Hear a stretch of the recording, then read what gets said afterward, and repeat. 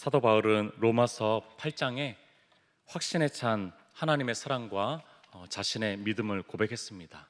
그런데 이내 로마서 9장부터 11장까지 다시 깊은 고뇌와 슬픔에 빠집니다.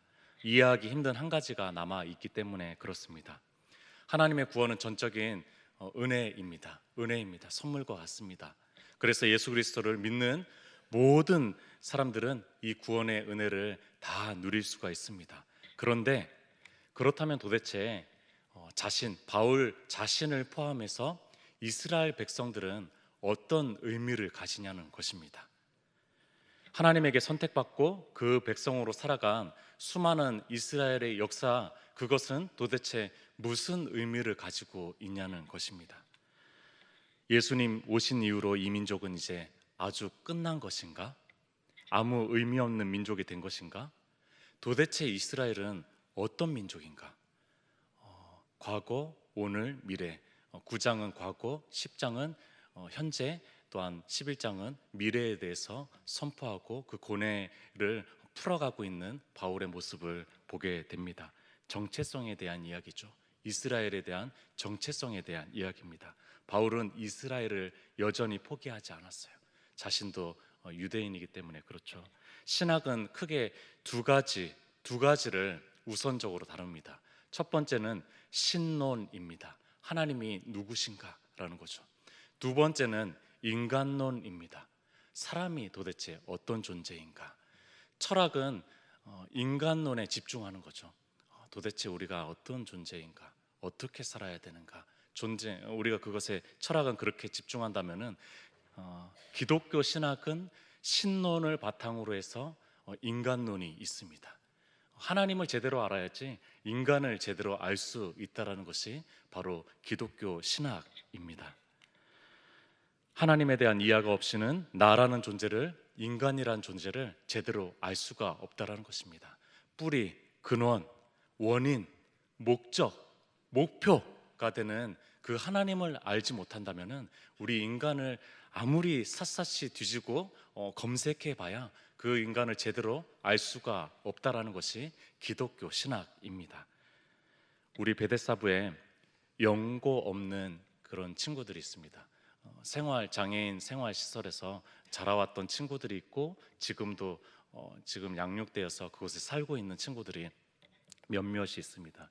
요즘에 이제 부모 없는 이렇게 사람이라고 얘기하지 않고요, 무연고자라고 하더라고요. 무연고자. 뭐 부모가 있는데 이제 부모가 또 양육하지 못하는 경우들도 있고, 그래서 생활거주 시설에 살곤 합니다. 그 친구들에게 정말로 이제 궁금한데 묻지 못하는 그 한 가지 질문이 있습니다. 그 양육시설 담당자에게도 묻지 못하는 한 가지 질문이 있다면은 누구누구야, 부모님이 너를 버렸니? 라는 질문입니다. 이 질문은 도무지 할 수가 없죠. 그러나 목회적으로는 제가 가장 궁금한 질문거리이기도 합니다. 왜 거기서 사는지, 부모는 실제로 어떻게 됐는지 정말 궁금한 것이 바로 이 질문이라는 것입니다.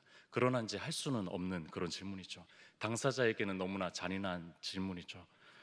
버림받음, 유기. 여러분들, 이것은 굉장히 충격적인 용어입니다. 기사에서라도, 뉴스에서라도 자녀를 유기한 버린 그런 부모 이야기를 우리가 듣는다면은 우리가 그 부모가 아님에도 불구하고, 우리가 삼자임에도 불구하고 우리의 마음에 분노가 치밀어 오르는 그것을 느낍니다. 오늘 바울이 유대인에게 이만한 정도의 폭탄과 같은 질문성 외침을 던지고 있습니다. 한번 보십시오. 1절입니다. 그러므로 내가 말하노니, 내 질문에 답해보라는 거예요. 하나님이 자기 백성을 버리셨느냐? 라는 질문이에요. 여러분들, 마치 이들에게 부모와 같았던 그 하나님이 자기 자식을 버리셨느냐 하는 질문을 폭탄과 같이 선포하고 질문성으로 던지고 있는 것입니다. 여러분들, 이 세 단어가 잘 맞지가 않습니다. 하나님, 또 내 백성, 자기 백성 버렸다라는 말이 이 유대인 이스라엘에게 좀 맞지가 않아요. 이정훈 목사가 힘든 베데사볼 친구 한 명이 있어서 그 친구를 버릴 수는 있을 것 같습니다. 또 하나님이 자기 백성이 아니라 남의 백성을 버릴 수는 있을 것 같아요. 그러나 하나님이 자기 백성을 버렸다라는 이 용어가 이들한테 굉장히 맞지가 않는 거죠. 이스라엘 백성에게는 맞지가 않는 거고 충격적인 요법입니다. 여러분들 이렇게 잔인한 질문성 외침까지 하면서 바울이 의도했던 그것은 단호한 답을 하기 위해서입니다. 여러분들 그 뒷부분에 그럴 수 없느니라, 이 한마디를 하고 싶었던 거예요. 그럴 수 없느니라. 하나님은 자기 백성을 버릴 수 없느니라. 여러분들 이 말씀을, 이 이야기를, 메시지를 선포하고 싶었던 수사학적인 표현인 거죠. 이스라엘은 목이 곧았습니다. 이스라엘은 완고해졌습니다. 이스라엘은 하나님을 드러내는 이방인의 빛으로서의 사명에 실패를 했습니다. 이스라엘은 교만해서 예수 그리스도를 믿음으로만 무상으로 받을 수 있는 하나님의 의를 거부했습니다. 이스라엘은 바벨론에 의해서, 또한 아수르에 의해서, 또한 지금은 이 당시에 현재는 로마 속국에 그저 명맥만 유지하는 민족이 되어 버렸습니다. 이제는 전혀 선한 영향력이 없는 민족이 되어 버렸습니다.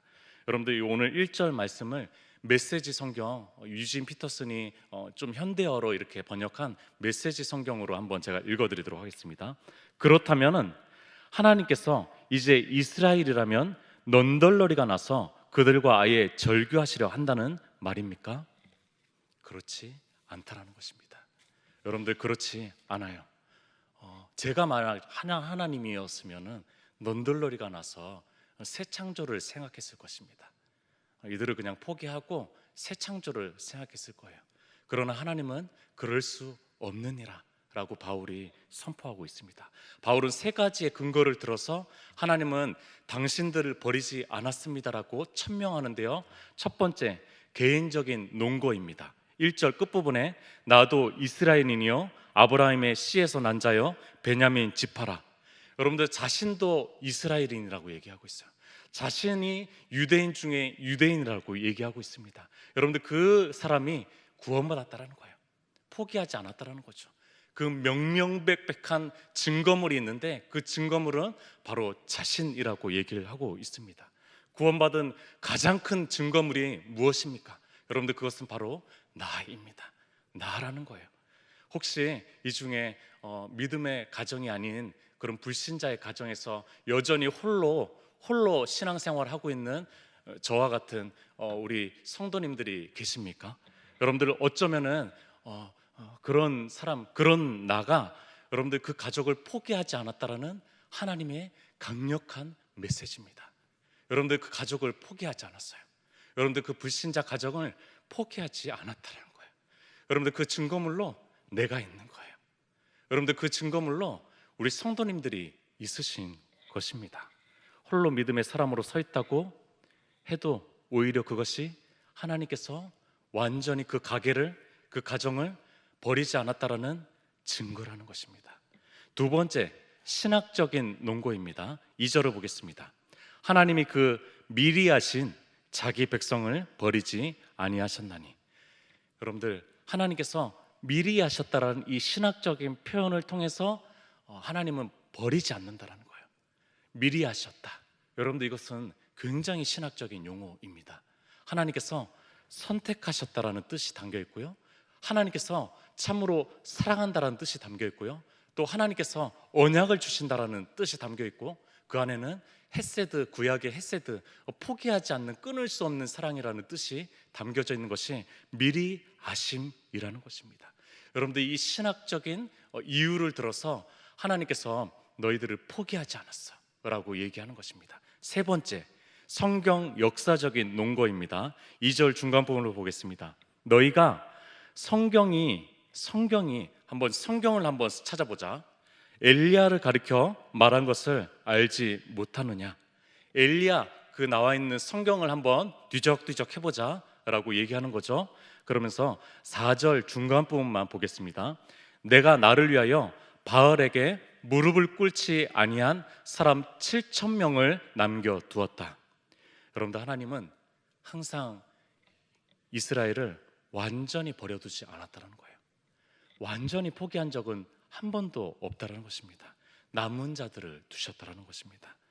엘리야 선지자 시대 때 엘리야 같은 신앙인 그 7천 명을 두셨대요. 엘리야 같은 신앙이면 뭐 엄청난 신앙인이죠. 여러분들 그 신앙인, 무명의 신앙인이 7천 명이나 있었다라는 것입니다. 여러분들 근데 그들이 스스로 신실하게 남아 있었다라는 것이 아닙니다. 남은 자를 남겨두었다라고 얘기합니다. 하나님께서 두신 거예요. 하나님께서 그들을 신실하게 두셨다라는 거예요. 하나님의 신실함이 그들을 붙잡고 있었다라는 것입니다. 그래서 그들이 남아 있었던 거예요. 그들이 뭐 대단하게 신실하게 있었던 것이 아니라 하나님께서 신실하게 그들을 남겨두셨다라는 것입니다. 하나님께서 주도적으로 주권적으로 자신의 사람들을 예비하시고 부르시고 세워 놓으셨습니다. 성경은 그것을 증명합니다. 아브라함, 모세, 여호수아, 그 패역한 시대에 사사시대 때 여러 사사들을 남겨두셨고요, 일으키셨고, 엘리야 시대 때는 무려 7천 명, 엘리야를 제외하고도 7천 명이나 그 남은 자를 두셨다라는 것입니다. 하나님은 이스라엘 완악함 때문에 너무나 마음이 아팠지만 그러나 이들을 완전히 포기하신 적이 한 번도 없었다라고 얘기하고 있습니다. 그렇다면은 이스라엘이 버림받지 않았다는 사실이 우리에게 어떤 의미냐는 겁니다. 이스라엘은 이스라엘이고 우리는 우리잖아요. 그러면 어떤 의미냐는 것입니다. 만약 하나님이 이스라엘을 버리셨다면 우리도 심각한 문제를 봉착당할 수 있습니다. 왜냐하면 하나님께서 아브라함과 그의 자손들에게 신실하지 않으셨다면 우리에게도 신실하지 않을 수 있다라는 근거가 된다라는 거예요. 하나님께서 이스라엘을 던져버릴 수 있다면 그 하나님께서 우리도 지금 당장이라도 던져버릴 수 있다라는 것입니다. 이스라엘 전체를 향한 하나님의 자비는 아무것도 우리를 예수 그리스도 안에 있는 하나님의 사랑에서 끊을 수 없다라는 이 고백의 근거가 되는 것입니다. 로마서 8장에 나오는 끝부분에 나오는 이 하나님의 끊을 수 없는 이 사랑이 9장과 10장과 11장에 연결되어 있다라는 것입니다. 이 사랑은 이스라엘 백성들을 향해서도 유효하다라는 것입니다. 하나님의 신실하심. 여러분들 이것은 이해하기가 힘든 신비입니다. 왜 이스라엘을 향해서 이렇게 신실하실까? 왜 나를 향해서 이렇게 신실하실까?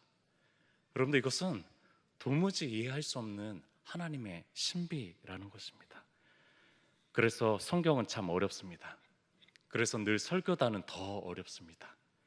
천재적인 대사도 바울의 메시지의 의중을 아주 조금이나마 내가 파악하고 있나 스스로 좀 걱정스러울 때가 있습니다. 하나님의 속 깊은 뜻이 담겨있는 이 성경을 내가 조금이나마 한 자락이라도 파악한 것일까 생각이 들 때가 있습니다. 아무렴 하나님은 늘 신비입니다. 그래서 말씀 앞에 더 겸손해야 되겠다는 생각을 해봅니다.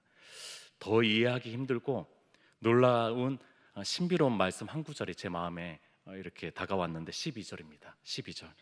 그들의 넘어짐이 세상의 풍성함이 되며 그들의 실패가 이방인의 풍성함이 되거든 하물며 그들의 풍성함이리요.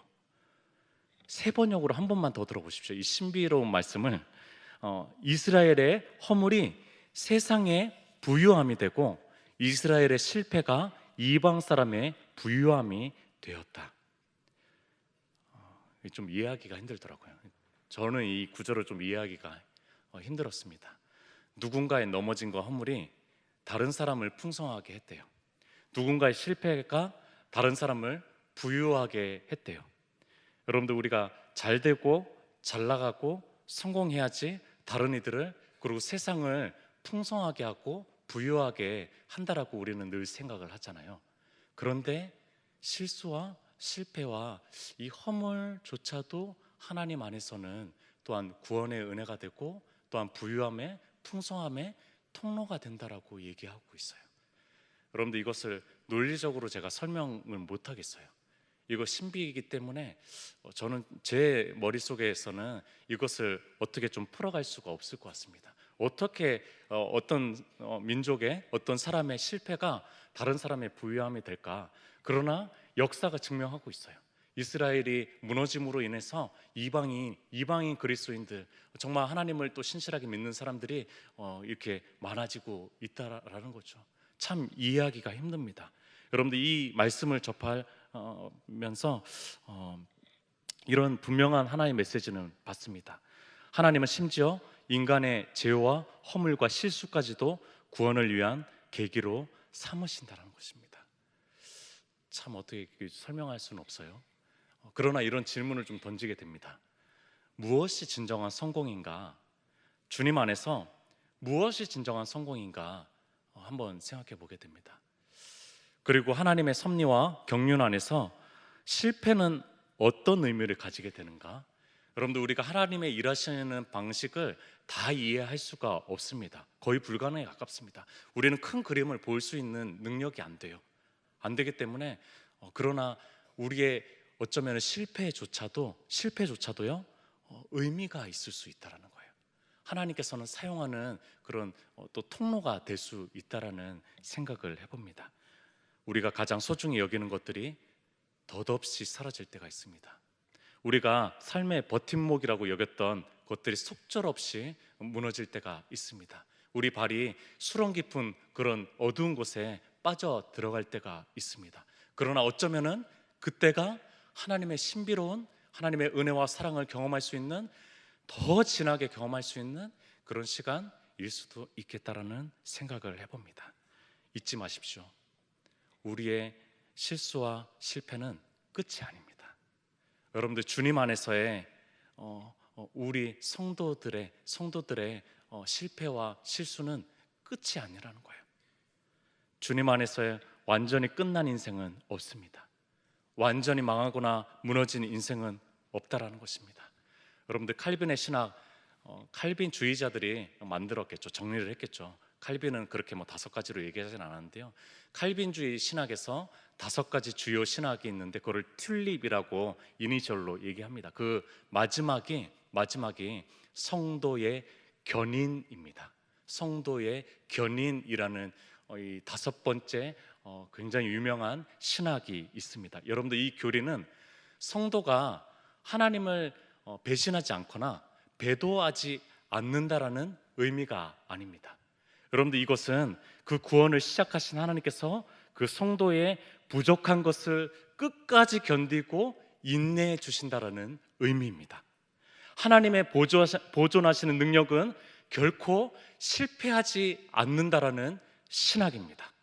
다시 말해, 하나님의 보존하시는 능력은 그의 자녀, 그의 백성을 결코 포기하지 않는다라는 그리스도인의 신앙을 표현한 것이 바로 성도의 견인이라는 거죠.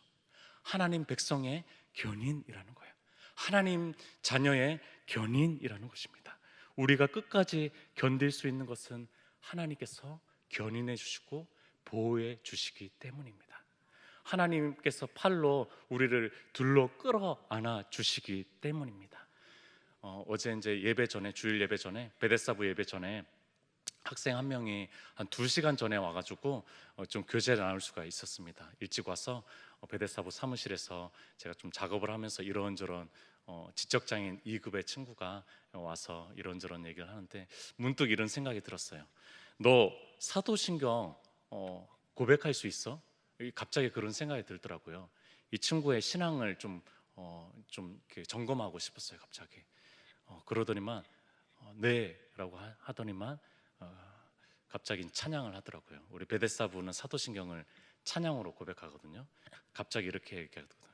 나는 전능하신, 우리 친구도 이제 언어 표현이 안 되는 친구들도 있으니까 그런 친구들이 몸으로 표현을 고백을 하거든요. 하나님 아버지, 이렇게 하면서 어눌하게 그 앞소절을 하더라고요. 여러분들, 이 하나님의 신실한 자녀, 이 친구가 저는 좀 늘 우리 베데사부를 생각하면은 주님 안에서 떠날 때가 있을까, 그런 생각을 해봅니다. 부모님이 연로해지시고 노쇠해지시고 부모님이 이 친구를 교회에 데리고 올 수 없게 되고, 또한 그런 여러 가지 상황들, 부모님이 부재했을 때 이들의 신앙이 지켜질까라는 의심의 그림자가 늘 마음에 있습니다. 하나님께서 저에게 이렇게 질문하시는 것 같습니다. 내가 내 백성을 버리겠니? 내가 내 백성을 버리겠니? 그렇게 사도신경을 찬양으로 고백하는 그 친구를 내가 버리겠니? 제가 대답하죠. 아니요, 그럴 수 없습니다. 하나님께서 이렇게 얘기합니다. 그래, 내가 선택하고 내가 부른 내 백성을 버리지 아니할 거야. 나는 내 백성 설령 이들이 실패 투성이어도 설령 수두룩한 실수와 허물에도 나는 내 백성을 버리지 아니할 거야. 그래, 나는 그렇게 내 백성 베데사보 장애인 친구들을 버리지 아니할 거야. 나는 어떤 중증 장애인도 어떤 경계성 경증 장애인도 포기하지 않을 거야. 심지어 어떤 누가 그들을 버렸다고 해도 나는 버리지 아니할 거야. 그러면서 저한테 이렇게 얘기하더라고요. 그러니까 이 사실을 너가 좀 믿어줄래? 목사인 너가 먼저 믿어줄래? 라고 얘기를 하더라고요. 여러분들, 제가 먼저 믿어야죠. 그들을 목양하는 제가 먼저 믿어야죠. 여러분들, 이것이 하나님의 진리의 선포입니다. 그들을 주님 안에서 끌어안고 지키시고 보존하시고 신앙 안에서 두실 것이에요. 그것을 믿음으로 기도하고 또한 믿음으로 주님을 바라보는 제가 됐으면 좋겠고, 또한 우리 가족들 주님 안에 있었는데 이탈한 가족들 있잖아요. 여러분들, 그들을 위해서 우리가 이 믿음을 가져야 됩니다.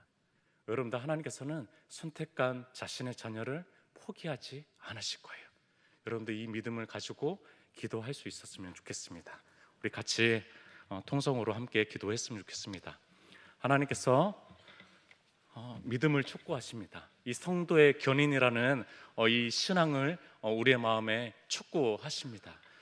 그 믿음을 가지고 나아가고 살아가고, 또한 우리 자신이 또 그 믿음을 가지고 신실하신 주님을 붙잡고 살아갈 수 있기를, 또한 그런 자녀와 또한 그런 가족들이 있다면은, 그런 지인들이 있다면은 또 그 영혼들을 품고 또 기도했으면 좋겠고, 한 주간의 삶을 위해서도 기도했으면 좋겠습니다. 우리 주여 한번 외치고 기도하도록 하겠습니다.